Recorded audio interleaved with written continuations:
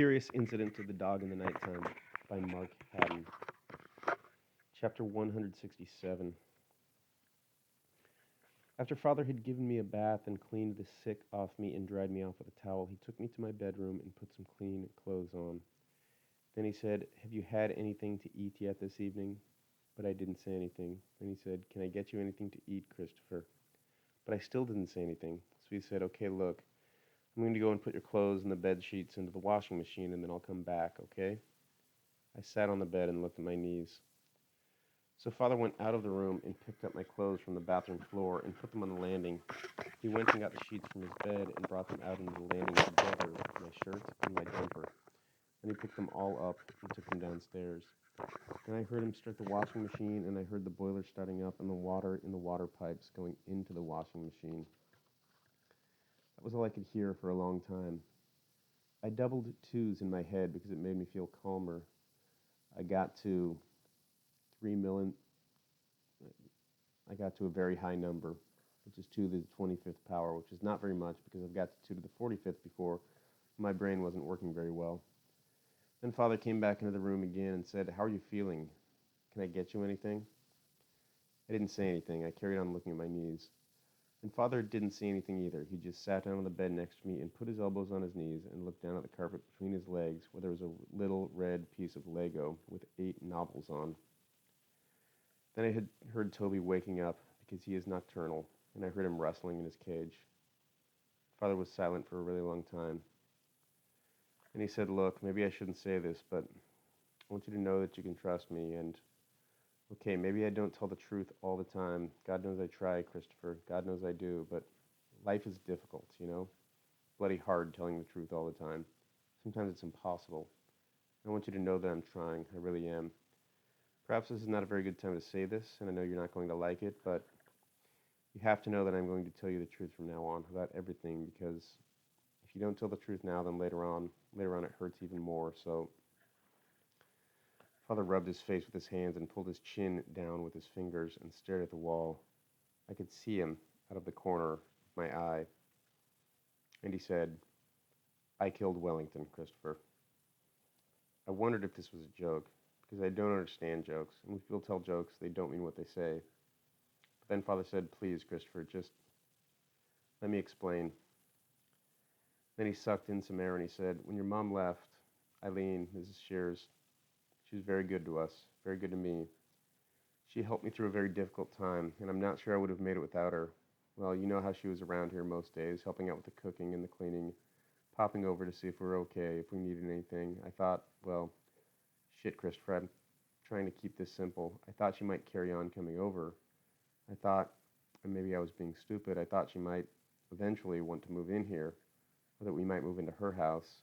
We we got on really well. I thought we were friends, and I guess I thought wrong. I guess in the end, it comes down to shit. We argued, Christopher, and she said some things I'm not going to say to you because they're not nice, but they hurt. But I think she cared more for that bloody dog than for me, for us. Maybe that's not so stupid looking back. Maybe we are a bloody handful. Maybe it's easier living on your own looking after some stupid mutt than sharing your life with other actual human beings. I mean, shit, buddy, we're not exactly low maintenance, are we? Anyway, we had this row. Well, quite a few rows, to be honest. But after this particularly nasty little blowout, she chucked me out of the house. You know what that bloody dog was like after the operation. Bloody schizophrenic, nicest pie one moment, roll over, tickle its stomach, sink its teeth into your leg the next. Anyway, we were yelling at each other, and it's in the garden relieving itself. So when she slams the door behind me, the bugger's waiting for me, and I know. Maybe if I'd just given it a kick, it would probably have backed off. But shit, Christopher, when that red mist comes down, Christ, you know how it is. I mean, we're not that different, me and you. And all I could think was that she cared more about this bloody dog than she did about you or me. It was like everything I'd been bottling up for 2 years just... Then Father was silent for a bit. Then he said, "I'm sorry, Christopher. I promise you, I never meant for it to turn out like this." And then I knew that it wasn't a joke, and I was really frightened. Father said, "We all make mistakes, Christopher. You, me, your mom, everyone. Sometimes they're really big mistakes. Only human." Then he held up his right hand and spread his fingers out in a fan. But I screamed and pushed him backward so that he fell off the bed and onto the floor. He sat up and said, "Okay, look, Christopher, I'm sorry. Let's leave it for tonight, okay? I'm going to go downstairs and you get some sleep and we'll talk in the morning. And he said, It's going to be all right. Honestly, trust me. Then he stood up and took a deep breath and went out of the room. I sat on the bed for a long time looking at the floor. Then I heard Toby scratching in his cage. I looked up and I saw him staring through the bars at me. I had to get out of the house. Father had murdered Wellington. That meant he could murder me because I couldn't trust him, even though he had said trust me, because he had told a lie about a big thing. But I couldn't get out of the house straight away because he would see me, so I would have to wait until he was asleep. The time was 11:16 p.m. I tried doubling twos again, but I couldn't get past 2 to the 15th power, which was 32,768. So I groaned to make the time pass quicker and not think. Then it was 1:20 a.m., but I hadn't heard Father come upstairs to bed. I wondered if he was asleep downstairs or whether he was going to come in and kill me. So I got out my Swiss Army knife and opened the saw blade so that I could defend myself. Then I went out of my bedroom and really quietly and listened. I couldn't hear anything, so I started going downstairs really quietly and really slowly. When I got downstairs, I could see Father's foot through the door of the living room. I waited for 4 minutes to see if it moved, but it didn't move, so I carried on walking until I got to the hallway. Then I looked around the corner of the living room. Father was lying on the sofa with his eyes closed. I looked at him for a long time. Then he snored and I jumped and I could hear the blood in my ears and my heart going really fast and a pain like someone had blown up a really big balloon inside my chest. I wondered if I was going to have a heart attack. Father's eyes were still closed. I wondered if he was pretending to be asleep, so I gripped the penknife really hard and I knocked on the door frame. Father moved his head from one side to the other and his foot twitched and he said, "Grrn," but his eyes stayed closed and then he snored again. He was asleep. That meant I could get out of the house if I was really quiet so I didn't wake him up. I took both my coats and my scarf from the hooks next to the front door and I put them all on because it would be cold outside at night.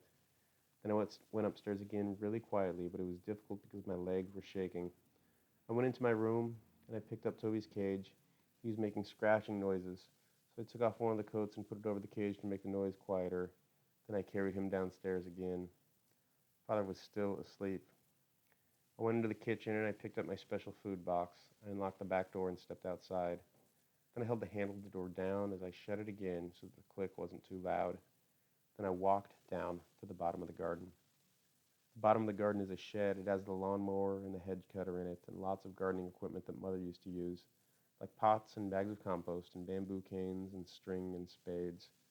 It would be a bit warmer in the shed, but I knew that Father might look for me in the shed. So I went round the back of the shed and I squeezed into the gap between the wall of the shed and the fence behind the big black plastic tub for collecting rainwater. Then I sat down and I felt a bit safer. I decided to leave my other coat over Toby's cage because I didn't want him to get cold and die.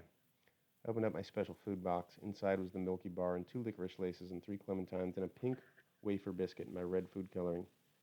I didn't feel hungry, but I knew that I should eat something because if you don't eat something, you can get cold.